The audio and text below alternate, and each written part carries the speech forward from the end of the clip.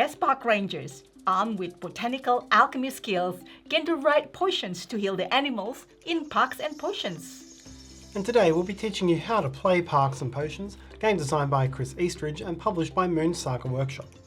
We are using a prototype copy of the game, so the rules and components may not be final. And hello everyone, it's Stella. And Tarrant. Let's get to the game. In Parks and Potions, players are competing alchemist park rangers trying to heal the wildlife.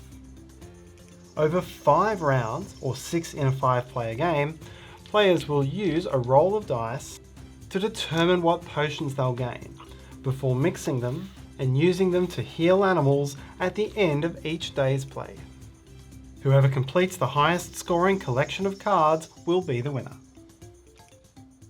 To set up, lay out the board with the roll and day markers at 1 and the extract tokens on this space.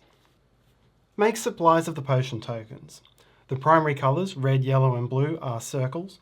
The secondary colours, orange, green and purple, are triangles, and the shades of black, white and grey are squares. This is the deck of objective cards, and it's a mix of 2 different types of cards: animals, which depict an animal and a number with no asterisk, and experiments, depicting the science setup and a number of points showing the asterisk.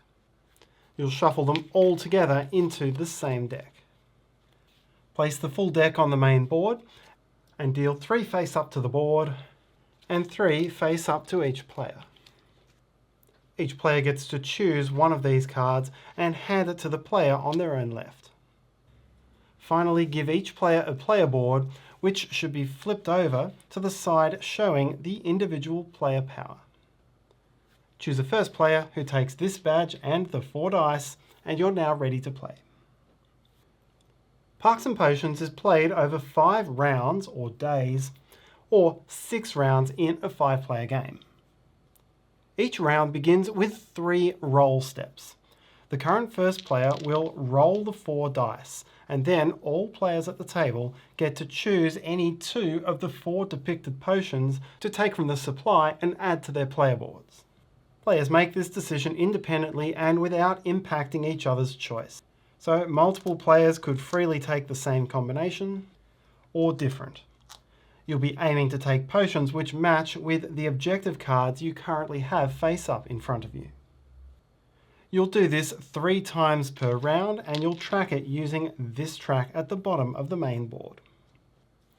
Do note the primary colours are the easiest to get, as there are 2 dice dedicated to those. The secondary colours and shades all share the other 2 dice. Each player has a maximum capacity for 6 potions, and if you ever gain above 6, you must discard down. To help to manage this and to get the colours you need if they don't appear on the dice, then as a free action at any time, you may perform any of the potion mixes printed on this card. That means you can mix 2 primary coloured potions for the secondary colour which matches that mix. You can mix any 2 of the triangular secondary potions to get 1 square potion in black, white or grey, or you can mix 2 of the square potions to get any single other potion of any colour and shape.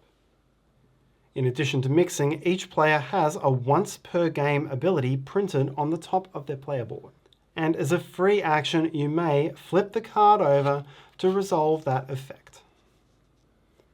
At the end of the round, after all 3 rolls have been resolved, players may now simultaneously use the potions in their inventory to complete as many objective cards as they can. The cost for each objective card is printed down its bottom. So this card would cost you an orange, a white and a black. This would cost you any 1 square potion. And this would cost you an orange and 2 wild. Be clear, these are wilds of any colour and any shape, even though the bottle shown here is circular. And you'll see a change to this icon for the final game. Pay all of the resources back to the supply, and then add the card to your scoring pile. You may complete multiple cards in the same round. If you complete a card which depicts this extract icon below its number of points, then immediately gain 1 extract token from the supply as part of scoring the card. You can hold any number of extract, they don't fill up a slot on your player board. Extracts can be held until the end of the game, where they may contribute to scoring, or may be spent back to the supply at any time in exchange for any one potion, which you must be able to fit in your inventory before doing anything else with it. Once all players have finished completing as many objectives as they wish, this phase of the round is over. Be clear that completing objectives is something which can only happen at the end of the round after all 3 roles are complete.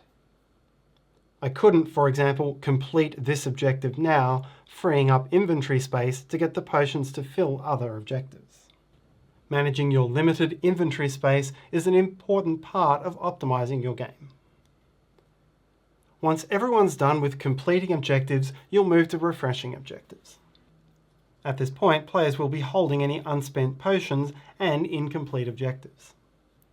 Firstly, the first player has the option to clear out the entire field of available objectives, placing them on the bottom of the deck and refilling. This is not mandatory, and it's an option only available to the first player. Then, starting from the first player and going clockwise, players take it in turns to refill to 3 objectives. When it's your turn, you may optionally discard one objective card that you had in the previous round, placing it below the deck and then replacing it from the top of the deck only. And then you must refill to 3, either by drawing from the face-up field, replenishing immediately from the top of the deck, or by drawing blindly from the deck. Once all players have 3 cards, hand the first player marker 1 step clockwise and proceed to the next round. Once the last round is complete, players add up their final scores. Players look at their completed objective cards and extract tokens to determine their scores. Each animal card scores the raw points printed in the top right corner.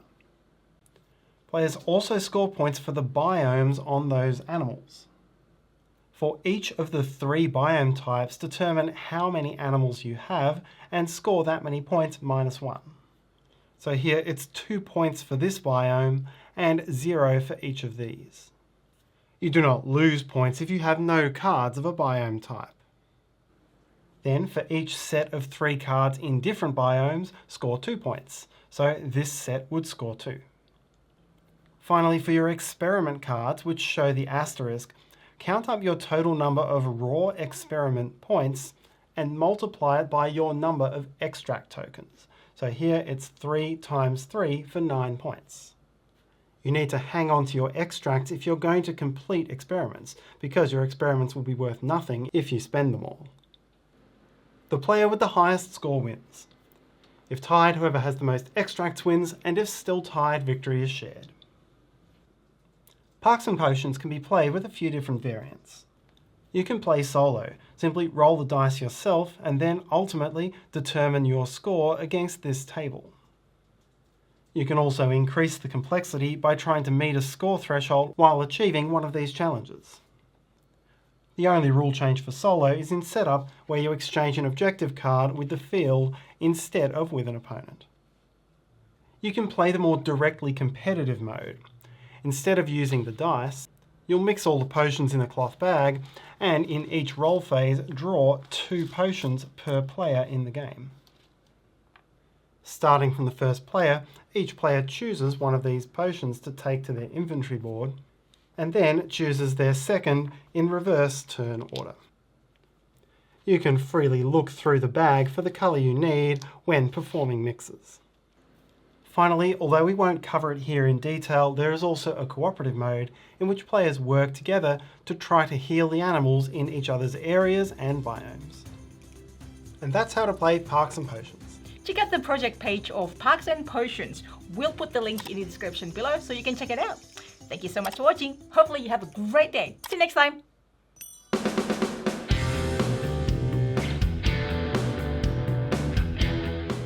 Hey everybody, thanks for watching another video on the Dice Tower. Hey, do you want to know what's going on with Dice Tower? Do you want to know about our events, our cruises, special things that we're going to do live here in the Dice Tower? Subscribe to Dice Tower Digest. Go to dicetowerdigest.com. It's a newsletter that we send out bi-weekly. We won't use your email for anything else. This is just to get you some information about the Dice Tower so you'll be up to date. Thanks for watching.